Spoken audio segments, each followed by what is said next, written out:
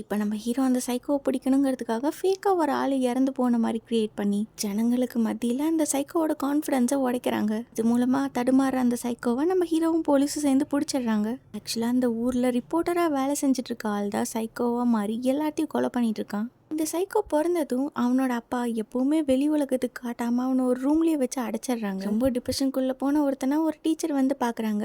அவனுக்கு தினமும் வந்து பாடம் சொல்லி கொடுக்குறாங்க. அவன் வளர்கிற வரைக்கும் எப்பவுமே அவர் தான் ரொம்ப நல்லா பார்த்துக்கிறாரு. இருக்கிறப்போ ஒரு வாரம் அவர் வெளியில் போகிறேன்னு சொல்லிட்டு அவனுக்கு ஒரு சில புக்ஸ் எல்லாம் தராங்க. அதில் சைக்கோ எப்படி ஆகணுங்கிற புக் இருக்குது.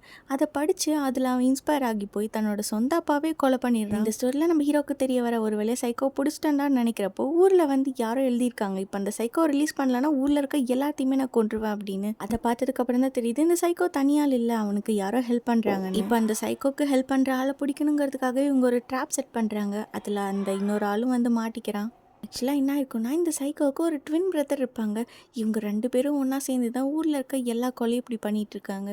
ட்வின்ஸுங்கிறது மற்றவங்களுக்கு தெரியாதபடி இவங்க ஐடென்டிட்டியை மறைச்சி எல்லாத்தையும் கொலை பண்ண இப்போ நம்ம ஹீரோ அந்த கேஸை சால்வ் பண்ணிட்டாரு.